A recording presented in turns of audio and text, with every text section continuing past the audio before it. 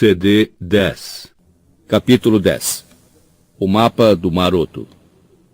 Madame Pomfrey insistiu em manter Harry na sala do hospital pelo resto do fim de semana. Ele não discutiu nem se queixou, mas não deixou jogarem no lixo os estilhaços de sua Nimbus 2000. Sabia que era uma atitude burra, sabia que a vassoura não tinha conserto, mas o sentimento era mais forte do que ele. Era como se tivesse perdido um dos seus melhores amigos. Uma procissão de amigos veio visitá-lo, todos decididos a animá-lo. Hagrid lhe mandou um buquê de flores com lagartinhas que pareciam repolhos amarelos. E Gina Weasley, corando furiosamente, apareceu com um cartão de votos de saúde feito por ela mesma, que cantava com voz esganiçada, a não ser que Harry o guardasse fechado embaixo da fruteira. O time da Grifinória tornou a visitar o companheiro no domingo de manhã, desta vez em companhia de Olívio, que declarou a Harry, numa voz de além-túmulo, que não o responsabilizava pela derrota. Rony e Hermione só deixavam a cabeceira de Harry à noite, mas nada que ninguém dissesse ou fizesse conseguia fazê-lo se sentir melhor, porque eles só conheciam metade das suas preocupações. Ele não contara a ninguém que vira o sinistro, nem a Rony nem a Hermione, porque sabia que o amigo entraria em pânico e a amiga caçoaria dele. O fato era, no entanto, que o sinistro agora já aparecera 2 vezes, e ambas as aparições tinham sido seguidas por acidentes quase fatais. Da primeira vez, Harry quase fora atropelado pelo noitibus andante. Da segunda, levaram uma queda da vassoura de quase 15 metros de altura. Será que o sinistro ia atormentá-lo até a morte? Será que ele, Harry, ia passar o resto da vida olhando por cima do ombro à procura da fera? Além disso, havia os dementadores. Harry sentia mal-estar e humilhação toda vez que pensava neles. Todos diziam que os guardas eram medonhos, mas ninguém desmaiava sempre que se aproximava deles. Ninguém mais ouvia mentalmente os ecos da morte dos pais. Isso porque agora Harry sabia a quem pertencia a tal voz. Ouvira o que ela dizia, ouvira continuamente nas longas noites passadas na ala hospitalar, quando ficava acordado, contemplando as listras que o luar formava no teto. Quando os dementadores se aproximavam, ele ouvia os últimos instantes da vida de sua mãe, sua tentativa de proteger o filho da sanha de Lord Voldemort, e a gargalhada do bruxo antes de matá-la. Harry dava breves cochilos, mergulhando em sonhos cheios de mãos podres e pegajosas, e súplicas fossilizadas, acordando de repente para voltar a pensar na voz da mãe. Foi um alívio voltar à zoeira e à atividade da escola principal na segunda-feira, e ser forçado a pensar em outras coisas, ainda que tivesse de aturar a implicância de Draco Malfoy. O garoto não cabia em si de alegria com a derrota da Grifinória. Retirara finalmente as bandagens e comemorava a circunstância de poder usar os 2 braços novamente, fazendo espirituosas imitações de Harry caindo da vassoura. Malfoy passou a maior parte da aula seguinte de poções, a que assistiram juntos na masmorra, fazendo imitações dos dementadores. Rony finalmente se descontrolou e atirou um enorme e gosmento coração de crocodilo em Malfoy, que o atingiu no rosto, o que fez Snape descontar 50 pontos da Grifinória. Se Snape vier dar aula de defesa contra as artes das trevas de novo, vou me mandar, anunciou Rony quando seguiam para a classe de Lupin depois do almoço. Vê quem está lá, Mione.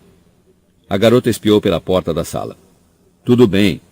O professor Lupin voltara ao trabalho. Sem dúvida tinha a aparência de quem estivera doente. Suas vestes velhas estavam mais frouxas, e havia olheiras escuras sob seus olhos. Ainda assim, ele sorriu para os garotos que ocupavam seus lugares na classe, e em seguida desataram a se queixar do comportamento de Snape na ausência de Lupin. Não é justo. Ele estava só substituindo o senhor. Por que passou o dever de casa? Não sabemos nada de lobisomens. 2 rolos de pergaminho. Vocês disseram ao professor Snape que ainda não estudamos lobisomens? Perguntou Lupin, franzindo ligeiramente a testa. A balbúrdia tornou a encher a sala. Dissemos, mas ele respondeu que estávamos muito atrasados. Ele não quis ouvir. 2 rolos de pergaminho. O professor Lupin sorriu ao ver a expressão indignada nos rostos dos alunos. Não se preocupem. Vou falar com o professor Snape. Não precisam fazer a redação. Ah, não! Exclamou Hermione muito desapontada. Já terminei a minha. Tiveram uma aula muito gostosa. O professor Lupin trouxera uma caixa de vidro contendo um Rinky-Punk, uma criaturinha de uma perna só, que parecia feita de fiapos de fumaça. A aparência frágil e inofensiva. O Rinky-Punk atrai os viajantes para os brejos, informou o professor, enquanto os garotos faziam anotações. Vocês repararam na lanterna que ele traz pendurada na mão? Ele salta para frente e a pessoa acompanha a luz. E então... A criatura fez um horrível barulho de sucção contra o vidro da caixa. Quando a sineta tocou, todos guardaram o material e se dirigiram para a porta. Harry entre eles. Mas... Espere um instante, Harry, chamou Lupin. Gostaria de dar uma palavrinha com você. Harry deu meia volta e observou o professor cobrir a caixa do Rinky-Punk com um pano. Soube do que houve no jogo, disse Lupin, virando-se para sua escrivaninha e começando a guardar os livros na maleta. E sinto muito pelo acidente com a sua vassoura. Há alguma possibilidade de consertá-la? Não, respondeu Harry. A árvore arrebentou-a em 1000 pedacinhos. Lupin suspirou. Plantaram o salgueiro lutador no ano em que cheguei em Hogwarts. Os alunos costumavam brincar de tentar se aproximar do tronco e tocar a árvore com a mão.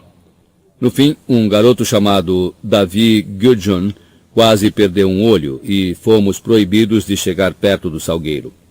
Uma vassoura não teria a menor chance. O senhor soube dos dementadores também? Perguntou Harry com dificuldade. Lupin lançou um olhar rápido a Harry. Soube. Acho que nenhum de nós tinha visto o professor Dumbledore tão aborrecido. Há algum tempo eles estão ficando inquietos, furiosos com a recusa do diretor de deixar que entrem na propriedade. Suponho que tenham sido eles a razão da sua queda. Foram. Harry hesitou, e então a pergunta que queria fazer escapou de sua boca antes que pudesse contê-la. Por quê? Por que eles me afetam desse jeito? Será que sou apenas... Não tem nada a ver com fraqueza, respondeu o professor depressa, como se tivesse lido o pensamento de Harry. Os dementadores afetam você pior do que os outros, porque existem horrores no seu passado que não existem no dos outros. Um raio de sol de inverno entrou na sala, iluminando os cabelos grisalhos de Lupin e os traços do seu rosto jovem. Os dementadores estão entre as criaturas mais malignas que vagam pela terra. Infestam os lugares mais escuros e imundos, se comprazem com a decomposição e o desespero, esgotam a paz, a esperança e a felicidade do ar à sua volta. Até os trouxas sentem a presença deles, embora não possam vê-los. Chegue muito perto de um dementador e todo bom sentimento, toda lembrança feliz serão sugados de você. Se puder, o dementador se alimentará de você o tempo suficiente para transformá-lo em um semelhante, desalmado e mau. Não deixará nada em você, exceto as piores experiências de sua vida. E o pior que aconteceu com você, Harry, é suficiente para fazer qualquer um cair da vassoura. Você não tem do que se envergonhar. Quando eles chegam perto de mim, Harry fixou o olhar na mesa de Lupin, sentindo um nó na garganta. Ouço Voldemort assassinando minha mãe. Lupin fez um movimento repentino com o braço como se fosse segurar o ombro de Harry, mas pensou melhor. Houve um momento de silêncio. Depois... Por que é que eles tinham que ir ao jogo? Exclamou o garoto amargurado. Estão ficando famintos, disse Lupin tranquilamente, fechando a maleta com um estalo. Dumbledore não permite que eles entrem na escola, então o suprimento de gente com que contavam secou. Acho que eles não conseguiram resistir à multidão em torno do campo de quadribol. Toda a excitação, as emoções exacerbadas, é a ideia que fazem de um banquete. Azkaban deve ser horrível, murmurou Harry. Lupin concordou, sério. A fortaleza foi construída em uma ilhota bem longe da costa. mas não precisam de paredes nem de água para manter os prisioneiros confinados, não quando eles já estão presos dentro da própria cabeça, incapazes de um único pensamento agradável. A maioria enlouquece em poucas semanas. Mas Sirius Black escapou, comentou Harry lentamente. Fugiu. A maleta de Lupin escorregou da escrivaninha. Ele teve que se abaixar depressa para apanhá-la no ar. Disse, se endireitando. Black deve ter encontrado uma maneira de combatê-los. Eu não teria acreditado que isso fosse possível. Dizem que os dementadores esgotam os poderes de um bruxo que conviver um tempo demasiado longo com eles. O senhor fez aquele dementador no trem recuar, disse Harry de repente. Há certas defesas que se pode usar, disse Lupin. Mas no trem havia apenas um dementador. Quanto maior o número, mais difícil é resistir a eles. Que defesas? Perguntou Harry em seguida. O senhor pode me ensinar? Não tenho a pretensão de ser um especialista no combate a dementadores, Harry. Muito ao contrário. Mas se os dementadores forem a outro jogo de quadribol, preciso saber lutar contra eles. Lupin avaliou o rosto decidido de Harry. Hesitou. Depois disse. Bem... Está bem. Vou tentar ajudar. Mas receio que você terá de esperar até o próximo trimestre. Tenho muito o que fazer antes das férias. Escolhi uma hora muito inconveniente para adoecer.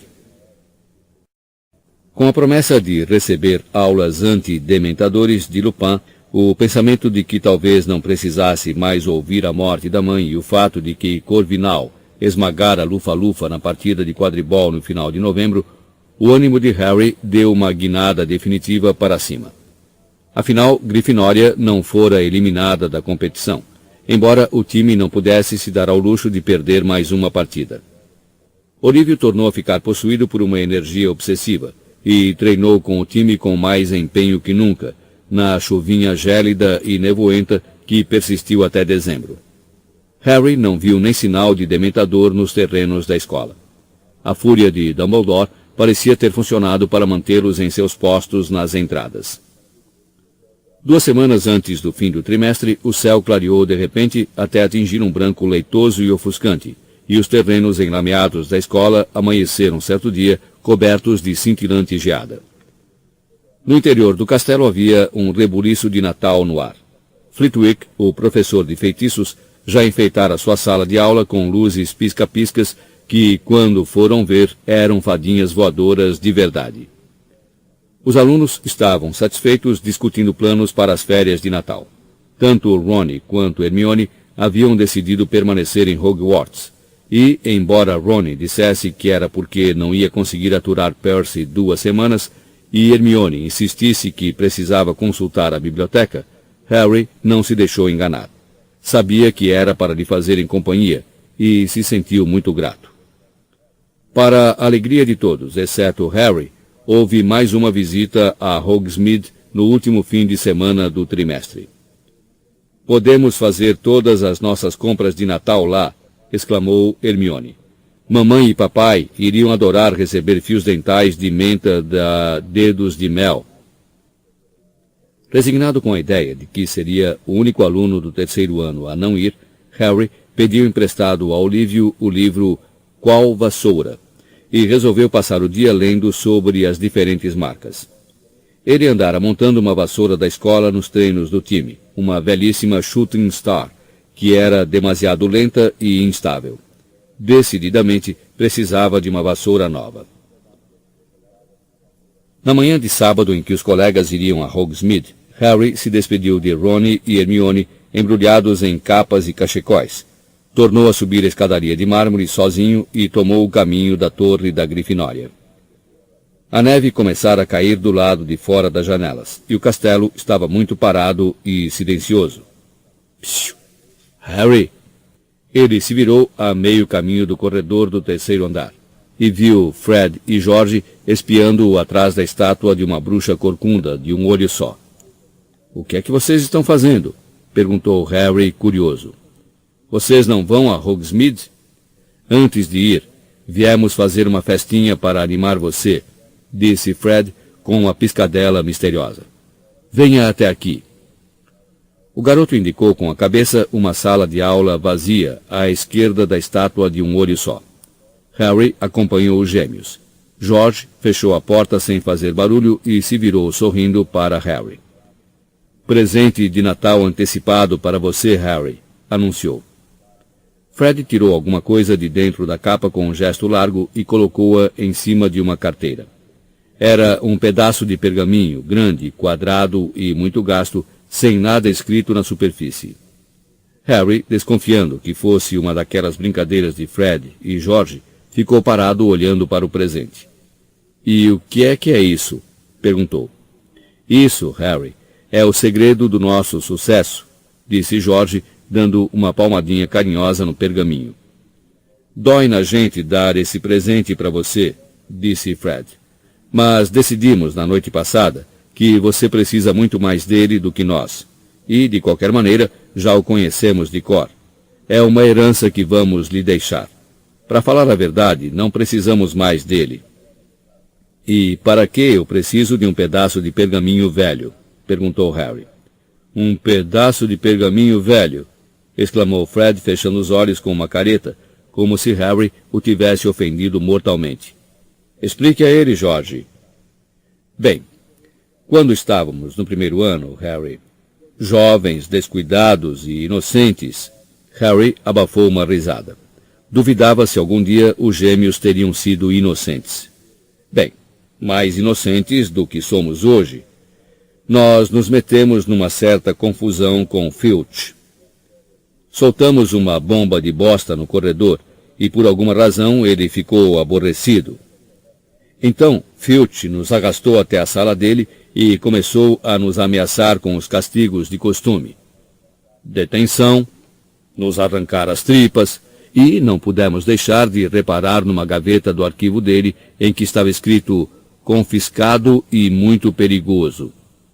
Não precisam continuar, exclamou Harry, começando a sorrir. Bem, o que é que você teria feito? Perguntou Fred. George soltou mais uma bomba de bosta para distrair Filch. Eu abri depressa a gaveta e tirei isto. Não foi tão desonesto quanto parece, sabe? Comentou George. Calculamos que Filch nunca tivesse descoberto como usar o pergaminho, mas provavelmente suspeitou o que era ou não o teria confiscado. E vocês sabem como usar? Ah, sabemos, disse Fred, rindo. Esta joia nos ensinou mais do que todos os professores da escola. Vocês estão me gozando, disse Harry, olhando para o pedaço velho e rasgado de pergaminho. Ah, é? Disse George. Ele apanhou a varinha, tocou o pergaminho de leve e disse, juro solenemente que não pretendo fazer nada de bom. Na mesma hora, linhas de tinta muito finas começaram a se espalhar como uma teia de aranha a partir do ponto em que a varinha de George tocara. Elas convergiram, se cruzaram, se abriram como um leque para os quatro cantos do pergaminho.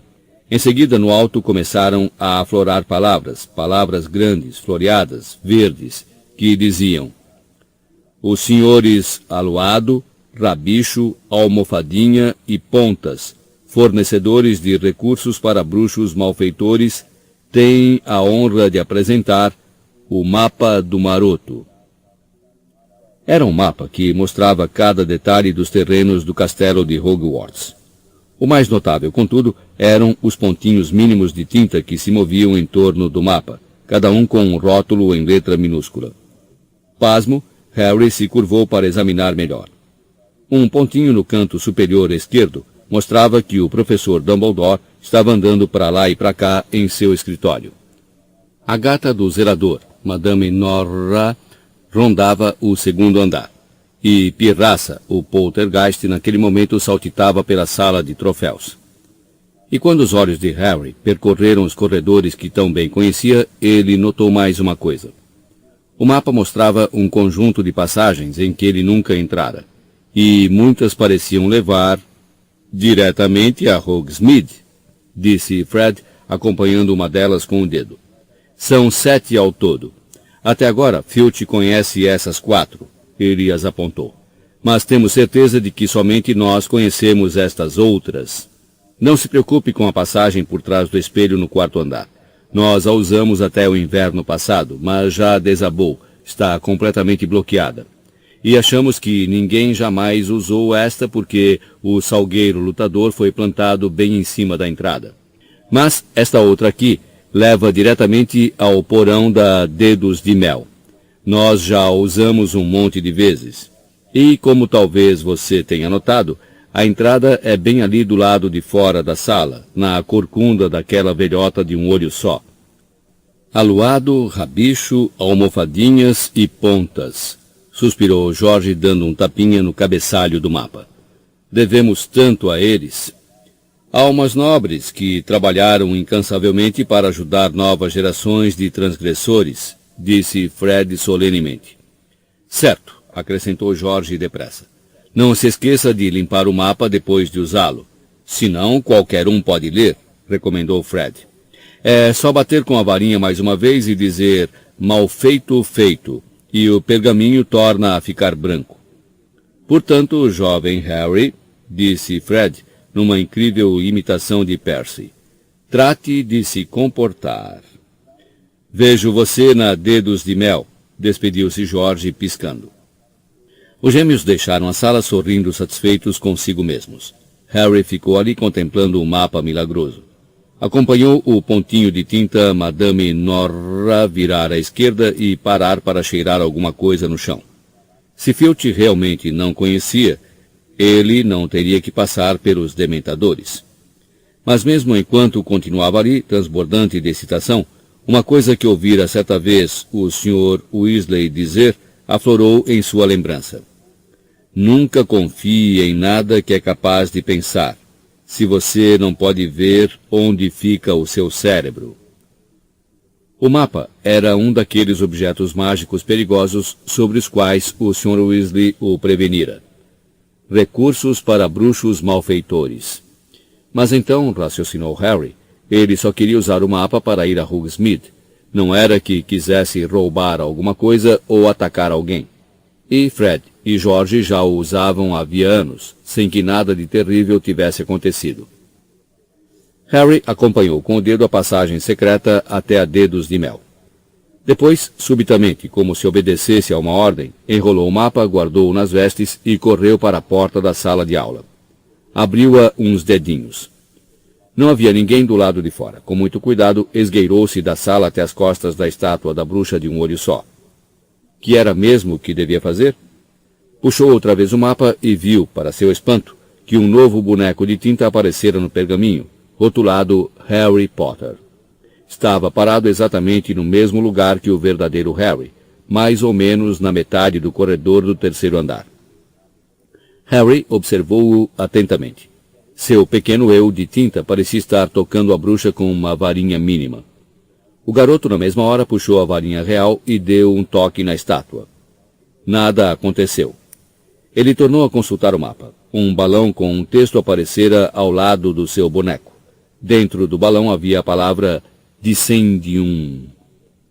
Dissendium, sussurrou Harry, dando uma nova batida na bruxa de pedra. Na mesma hora, a corcunda da estátua se abriu o suficiente para admitir uma pessoa bem magra. Harry deu uma espiada rápida nos dois lados do corredor, guardou outra vez o mapa, se içou de cabeça para dentro do buraco e deu um impulso para a frente. Ele deslizou um bom pedaço, descendo o que parecia um escorrega de pedra, e aterrissou na terra úmida e fria. Levantou-se então, olhando a toda a volta. Estava escuro como breu. Harry ergueu a varinha e murmurou: Lumus! E pôde ver que se encontrava em uma passagem muito estreita, baixa e terrosa. Ergueu então o mapa, tocou com a ponta da varinha e disse baixinho: Mal feito, feito. O mapa ficou imediatamente branco. Ele o dobrou cuidadosamente, enfiou-o dentro das vestes, depois, o coração batendo rápido, ao mesmo tempo excitado e apreensivo, Harry começou a andar. A passagem virava e tornava a virar, mais parecendo uma toca de coelho gigante do que qualquer outra coisa. Harry caminhou depressa por ela, tropeçando aqui e ali no chão acidentado, segurando a varinha com firmeza à sua frente. Levou uma eternidade, mas o garoto tinha o pensamento fixo na capacidade da Dedos de Mel repor suas forças. Depois do que lhe pareceu 1 hora, a passagem começou a subir. Ofegante, Harry apertou o passo, o rosto quente e os pés muito gelados. 10 minutos mais tarde, chegou ao pé de uns degraus de pedra muito gastos que subiam a perder de vista. Tomando cuidado para não fazer barulho, Harry começou a subir. 100 degraus, 200 degraus. Perdeu a conta olhando para os pés. Então, sem aviso, sua cabeça bateu em alguma coisa dura. Parecia um alçapão. Harry ficou parado ali, massageando o cucuruto da cabeça, apurando os ouvidos. Não conseguia ouvir nenhum som em cima. Muito devagarinho, empurrou o alçapão e espiou pela borda. Deparou com um porão cheio de caixotes e caixas. Harry subiu pelo alçapão e tornou a fechá-lo. Ele se fundiu tão perfeitamente com o soalho empoeirado que era impossível saber que estava ali. O garoto avançou lentamente até a escada de madeira que levava ao andar superior. Agora, decididamente, conseguia ouvir vozes, para não falar no tilintar de uma sineta e no abre e fecha de uma porta. Pensando no que deveria fazer, Harry de repente ouviu uma porta se abrir muito próximo. Alguém ia descer a escada. E traga mais uma caixa de lesmas gelatinosas, querido. Eles praticamente levaram tudo, disse uma voz feminina. 2 pés desceram a escada. Harry pulou para trás de um enorme caixote e esperou os passos se distanciarem. Ouviu o homem deslocando caixas na parede oposta. Talvez não tivesse outra oportunidade. Rápida e silenciosamente o garoto saiu abaixado do esconderijo e subiu as escadas. Ao olhar para trás, viu um enorme traseiro e uma careca reluzente enfiada em uma caixa. Harry alcançou a porta no patamar da escada, escapuliu por ela e se encontrou atrás do balcão da Dedos de Mel. Abaixou-se, saiu quietinho de lado e, por fim, se levantou. A Dedos de Mel estava tão cheia de alunos de Hogwarts que ninguém olhou 2 vezes para Harry. O garoto foi passando entre eles, olhando para os lados, e reprimiu uma risada só de imaginar a expressão que apareceria na cara de porco do Duda se pudesse ver onde ele estava agora. Havia prateleiras e mais prateleiras de doces com a aparência mais apetitosa que se pode imaginar. Tabletes de nougat, quadrados cor-de-rosa de sorvete de coco, caramelos cor-de-mel, centenas de tipos de bombons em fileiras arrumadinhas, e havia uma barrica enorme de feijõezinhos de todos os sabores. Delícias gasosas, as tais bolas de sorvete de fruta que faziam levitar, que Ron mencionara. Em outra parede havia os doces de efeitos especiais. Os melhores chiclés de baba e bola, que enchiam a loja de bolas azulonas e se recusavam a estourar durante dias. O estranho e quebradiço fio dental de menta. Minúsculos diabinhos negros de pimenta. Sopre fogo em seus amigos. Ratinhos de sorvete. Ouça seus dentes baterem e rangerem. Sapos de creme de menta. Faça sua barriga saltar para valer. Frágeis penas de algodão doce e bombons explosivos. Harry se espremeu entre os alunos do 6º ano que enchiam a loja, e viu um letreiro pendurado no canto mais distante do salão. Sabores incomuns. Ron e Hermione estavam bem embaixo, examinando uma bandeja de pirulitos com gosto de sangue. Harry, sorrateiramente, foi para trás dos dois. Erca, não. Harry não vai querer esses. São para vampiro, imagino, ia dizendo Hermione. E esses aqui? Perguntou Ron, enfiando um vidro de cachos de barata embaixo do nariz de Hermione. Decididamente não, disse Harry. Ron quase deixou cair o vidro. Harry! Berrou Hermione. O que é que você está fazendo aqui? Como foi que você... Uau! Exclamou Ron, parecendo muito impressionado. Você aprendeu a aparatar? Claro que não aprendi. Harry baixou a voz de modo que nenhum dos alunos de 6º ano pudesse ouvir, e contou aos amigos sobre o mapa do maroto. Como é que Fred e George nunca me deram esse mapa? Perguntou Ron indignado. Eu sou irmão deles. Mas Harry não vai ficar com o mapa, afirmou Hermione, como se a ideia fosse ridícula. Vai entregá-lo à professora Minerva, não é, Harry? Não, não vou não, disse Harry. Você é maluca? Exclamou Ron, arregalando os olhos para a garota. Entregar uma coisa boa dessas? Se eu entregar, vou ter que contar onde foi que eu arranjei. Filch ia saber que Fred e George surrupiaram dele. Mas e o Sirius Black? Sibilou Hermione. Ele poderia estar usando uma das passagens do mapa para entrar no castelo. Os professores têm que saber disso. Ele não pode estar entrando por uma passagem, retrucou Harry depressa. Tem 7 túneis secretos no mapa, certo? Fred e George calculam que Filch conheça uns 4. E os outros 3? Um desabou, de modo que ninguém pode passar. Outro tem o salgueiro lutador plantado na entrada, portanto não se pode sair. E este que eu usei para chegar aqui, bem, é realmente difícil ver a entrada dele no porão. Então, a não ser que Black soubesse que havia uma passagem... Harry hesitou. E se Black soubesse que havia uma passagem ali? Ron, porém, pigarreou querendo sinalizar alguma coisa e apontou para um aviso colado dentro da loja de doces. Por ordem do Ministério da Magia, lembramos aos nossos clientes que até nova ordem, os dementadores irão patrulhar as ruas de Hogsmeade todas as noites após o pôr do sol. A medida visa garantir a segurança dos habitantes de Hogsmeade e será revogada quando Sirius Black for recapturado.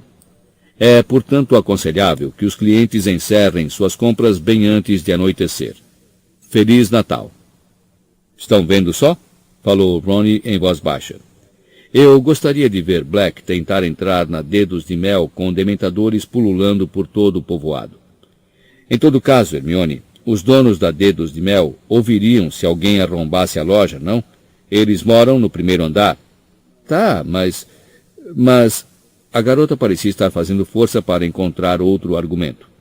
Olha, ainda assim, Harry não devia ter vindo a Hogsmeade. Ele não tem autorização. Se alguém descobrir, ele vai ficar enrascado até as orelhas. E ainda não anoiteceu. E se Sirius Black aparecer hoje, agora? Ia ter muito trabalho para encontrar Harry no meio disso aí, disse Ron, indicando com a cabeça as janelas de caixilhos pelas quais se via a nevasca rodopiando lá fora. Vamos, Hermione, é Natal. Harry merece uma folga. Hermione mordeu o lábio, parecendo extremamente preocupada. Você vai me denunciar? Perguntou Harry à amiga, sorrindo. Ah, claro que não. Mas, sinceramente, Harry, viu as delícias gasosas, Harry? Perguntou Ron, puxando Harry e levando-o até a barrica em que se encontravam. E as lesmas gelatinosas, e os picolés ácidos. Fred me deu um desses quando eu tinha 7 anos. Fez um furo que atravessou a minha língua. Eu me lembro da mamãe pegando a vassoura e baixando o pau nele. Ron ficou mirando pensativo a caixa de picolés ácidos. Você acha que o Fred comeria um cacho de baratas se eu dissesse a ele que era amendoim? Depois que Ron e Hermione pagaram por todos os doces que compraram, os 3 saíram da Dedos de Mel para enfrentar a nevasca lá fora. Hogsmeade parecia um cartão de Natal. As casas e lojas de telhado de colmo estavam cobertas por uma camada de neve fresca. Havia coroas de azevinho nas portas e fieiras de luzes encantadas penduradas nas árvores. Harry estremeceu. Ao contrário dos amigos, ele não estava usando casaco. Os 3 saíram caminhando pela rua, cabeça abaixada contra o vento. Ron e Hermione gritando por dentro dos cachecóis. Ali é o correio. A Zoncos fica mais adiante. Podíamos ir até a Casa dos Gritos. Vamos fazer o seguinte, sugeriu Ron com os dentes batendo. Vamos tomar uma cerveja amanteigada no Três Vassouras? Harry estava mais do que afim. Havia um vento cortante e suas mãos estavam congelando. Então eles atravessaram a rua e, minutos depois, entravam na minúscula estalagem. A sala estava cheíssima, barulhenta, quente e enfumaçada. Uma mulher tipo violão, com um rosto bonito, estava servindo um grupo de bruxos desordeiros no bar. Aquela é a Madame Rosmerta, disse Ron. Vou pegar as bebidas, está bem? Acrescentou, corando ligeiramente. Harry e Hermione foram até o fundo do salão, onde havia uma mesinha desocupada entre uma janela e uma bela árvore de Natal próxima à lareira. Ronnie voltou em 5 minutos trazendo 3 canecas espumantes de cerveja amanteigada. Feliz Natal! Desejou ele alegremente erguendo a caneca. Harry bebeu com gosto. Era a coisa mais deliciosa que já provara, e parecia aquecer cada pedacinho dele de dentro para fora. Uma brisa repentina despenteou seus cabelos. A porta do Três Vassouras tornou a se abrir. Harry olhou por cima da borda da caneca e se engasgou. Os professores McGonagall e Flitwick tinham acabado de entrar no bar em meio a uma rajada de flocos de neve, seguidos de perto por Hagrid, que vinha absorto em uma conversa com um homem corpulento de chapéu coco verde-limão e uma capa de risca de giz. Cornélio Fudge, ministro da magia. Numa fração de segundo, Ron e Hermione ao mesmo tempo tinham posto as mãos na cabeça de Harry e feito o amigo escorregar do banquinho para baixo da mesa. Pingando cerveja amanteigada e se encolhendo para sumir de vista, Harry, agarrado à caneca, espiou os pés dos professores e de Fudge caminharem até o bar, pararem e em seguida darem meia volta e se dirigirem para onde ele estava. Em algum lugar acima de sua cabeça, Hermione sussurrou. Mobiliarbus. A árvore de Natal ao lado da mesa se ergueu alguns centímetros do chão, flutuou de lado e desceu com um baque suave bem diante da mesa dos garotos, escondendo-os dos professores. Espiando por entre os ramos mais baixos e densos, Harry viu 4 conjuntos de pés de cadeira se afastarem da mesa bem ao lado. Depois ouviu os resmungos e suspiros dos professores e do ministro ao se sentarem. Em seguida, ele viu mais um par de pés, usando saltos altos, turquesas, cintilantes, e ouviu uma voz de mulher. Uma água de Gilly pequena. É minha, disse a voz da professora Minerva. A jarra de quentão, obrigado, disse Hagrid. Soda com xarope de cereja, gelo e guarda-sol. Exclamou o professor Flitwick, estalando os lábios. Para o senhor é o rum de groselha, ministro. Obrigado, Rosmerta, querida, disse a voz de Fudge. É um prazer revê-la, devo dizer. Não quer nos acompanhar? Venha se sentar conosco. Bem, muito obrigada, ministro. Harry acompanhou os saltos cintilantes se afastarem e retornarem. Seu coração batia incomodamente na garganta. Por que não lhe ocorrera que este era o último fim de semana do trimestre também para os professores? E quanto tempo eles ficariam sentados ali? Ele precisava de tempo para voltar discretamente a dedos de mel, se quisesse estar na escola ainda aquela noite. A perna de Hermione deu uma tremida nervosa perto dele. Então, o que é que o traz a esse fim de mundo, ministro? Perguntou a voz de Madame Rosmerta. Harry viu a parte de baixo do corpo de Fudge se virar na cadeira, como se verificasse se havia alguém escutando. Depois respondeu em voz baixa. Quem mais, senão Sirius Black? Imagino que você deve ter sabido o que houve em Hogwarts no Dia das Bruxas. Para falar a verdade, ouvi um boato, admitiu Madame Rosmerta. Você contou ao bar inteiro, Hagrid? Perguntou a professora Minerva exasperada. O senhor acha que Black continua por aqui, ministro? Perguntou Madame Rosmerta. Tenho certeza, respondeu Fudge laconicamente. O senhor sabe que os dementadores já revistaram meu bar 2 vezes? Falou Madame Rosmerta com uma ligeira irritação na voz. Espantaram todos os meus fregueses. Isso é muito ruim para o comércio, ministro.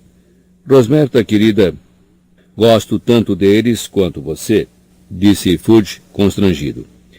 É uma precaução necessária, infelizmente, mas veja só. Acabei de encontrar alguns. Estão furiosos com Dumbledore porque ele não os deixa entrar nos terrenos da escola. É claro que não, disse a professora Minerva rispidamente. Como é que vamos ensinar com aqueles horrores por todo o lado? Apoiado, apoiado, exclamou o professor Flitwick com voz esganiçada, os pés balançando a um palmo do chão. Mesmo assim, disse Fudge em tom de dúvida. Eles estão aqui para proteger vocês todos de coisa muito pior. Nós todos sabemos o que Black é capaz de fazer. Sabem, eu ainda acho difícil acreditar, disse Madame Rosmerta pensativamente. De todas as pessoas que passaram para o lado das trevas, Sirius Black é o último em quem eu pensaria. Quero dizer, eu me lembro dele quando era garoto em Hogwarts. Se alguém tivesse me dito, então, no que ele iria se transformar, eu teria respondido que a pessoa tinha bebido quentão demais. Você não conhece nem metade do que ele fez, Rosmerta, disse Fudge com impaciência. A maioria nem sabe o pior. Pior? Exclamou Madame Rosmerta, a voz animada de curiosidade. O senhor quer dizer pior do que matar todos aqueles coitados? Isso mesmo.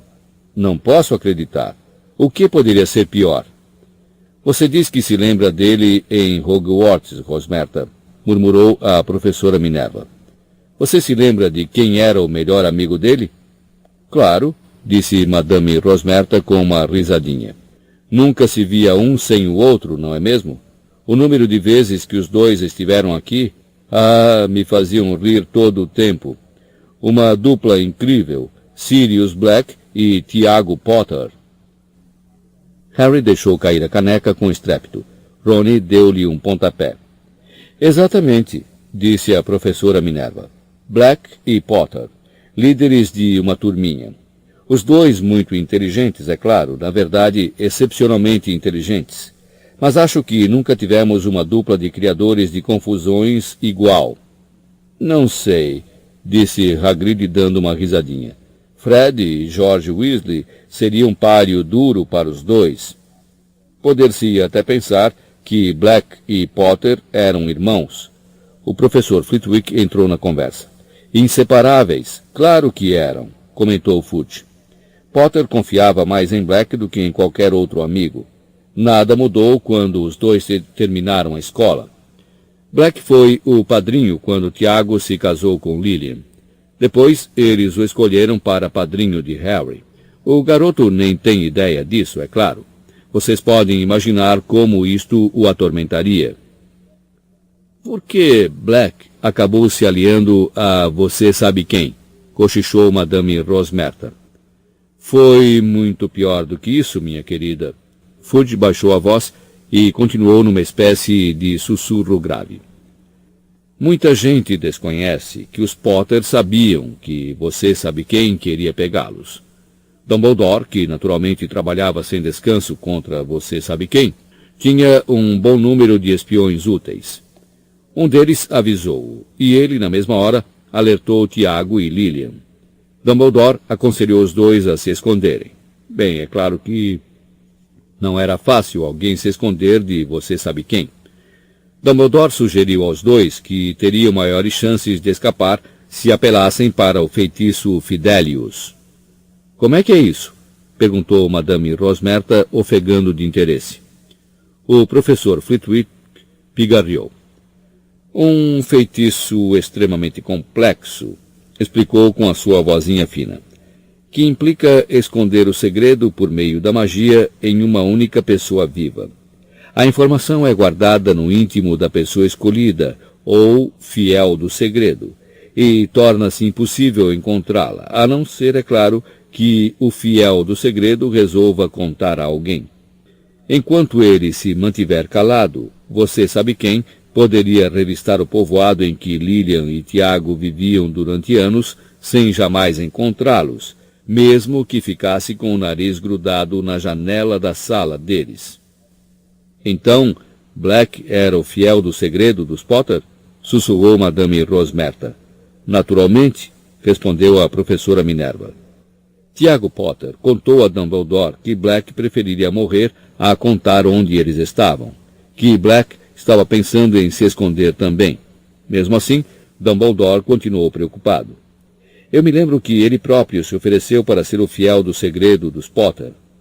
Ele suspeitava de Black? Exclamou Madame Rosmerta.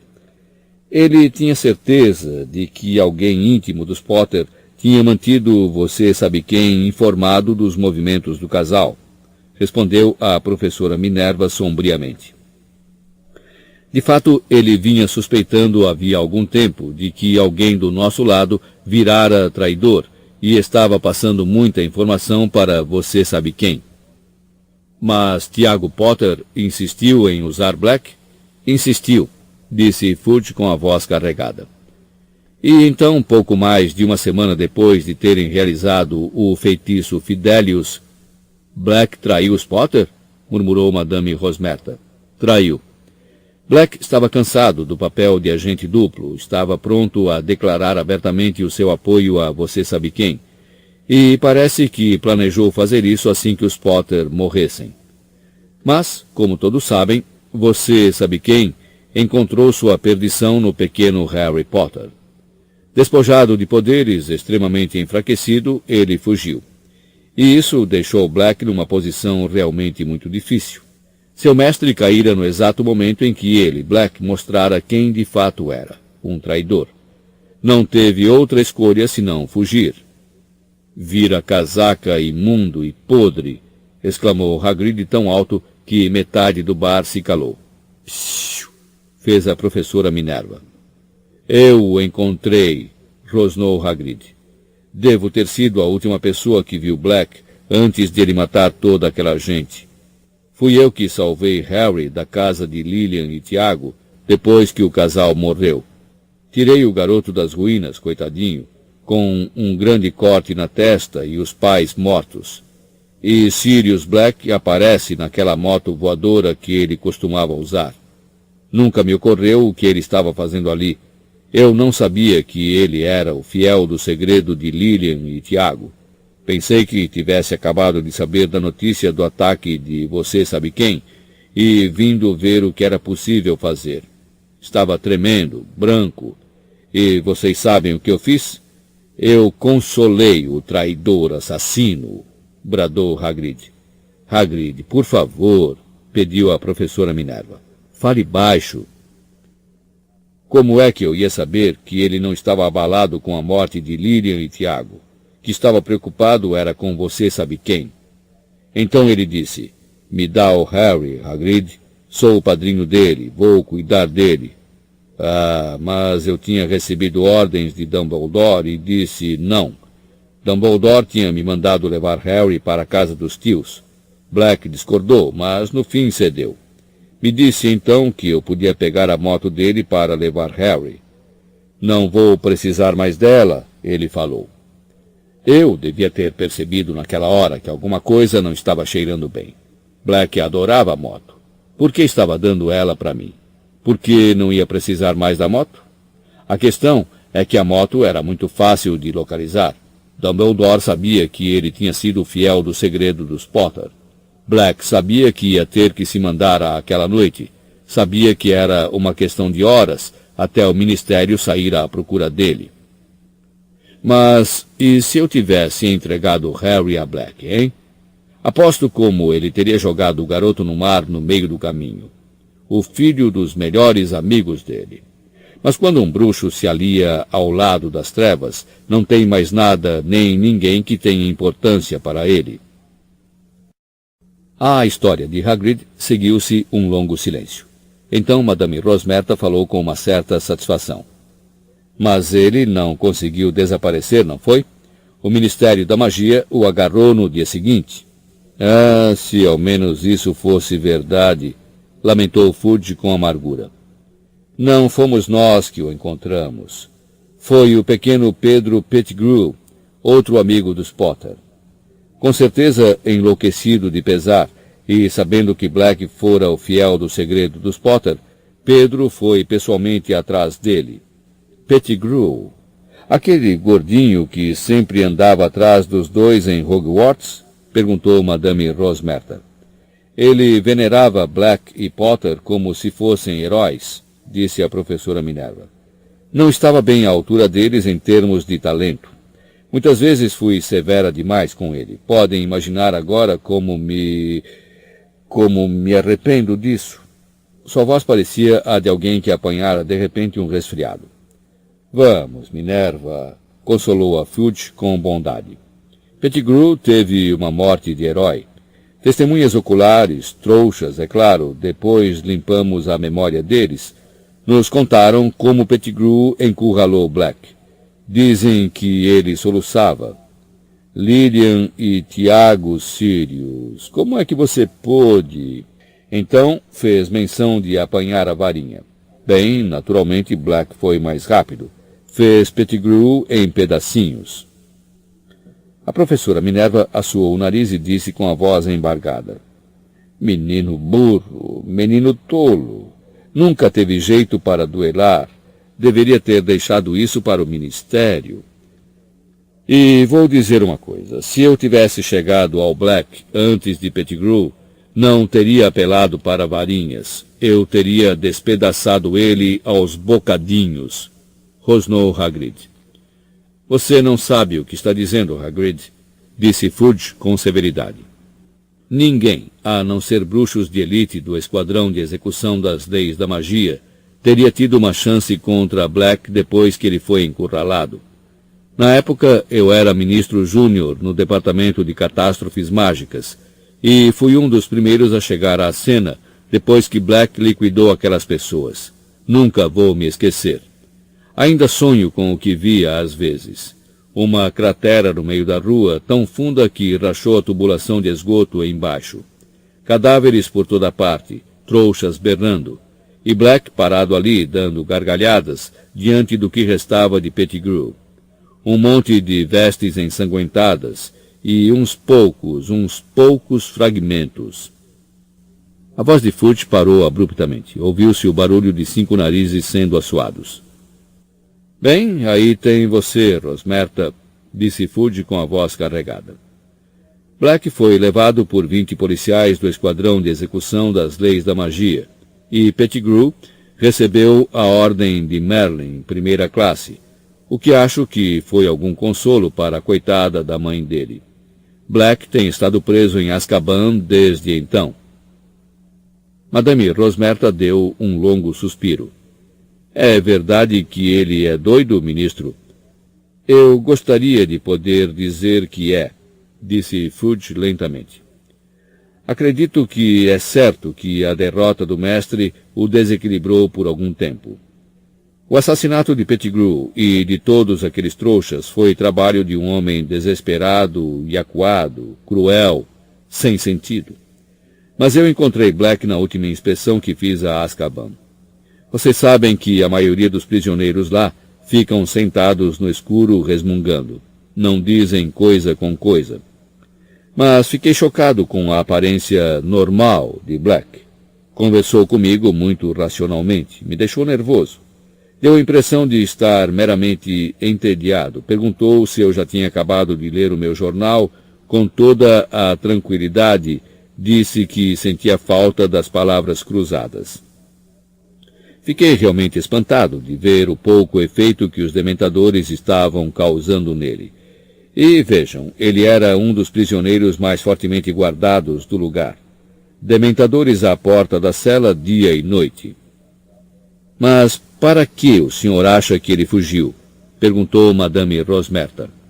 Por Deus, ministro, ele não está tentando se juntar a você sabe quem, está? Eu diria que esse é o plano dele. A longo prazo, disse Fudge evasivamente. Mas temos esperança de pegar Black bem antes disso. Devo dizer que você sabe quem, sozinho e sem amigos, é uma coisa. Mas, se tiver de volta o seu serviçal mais dedicado, estremeço só em pensar na rapidez com que se reergueria. Ouviu-se um leve tilintar de copo em madeira. Alguém pousara o copo. Sabe, Cornélio, se você vai jantar com o diretor, é melhor voltarmos para o castelo, sugeriu a professora Minerva. Um por um, os pares de pés à frente de Harry retomaram o peso dos seus donos. Barras de capas rodopiaram no ar e os saltos cintilantes de Madame Rosmerta desapareceram atrás do balcão do bar. A porta do Três Vassouras tornou a se abrir, deixando entrar mais uma rajada de flocos de neve e os professores desapareceram. Harry! Os rostos de Rony e Hermione surgiram embaixo da mesa. Os dois o encararam sem encontrar palavras para falar.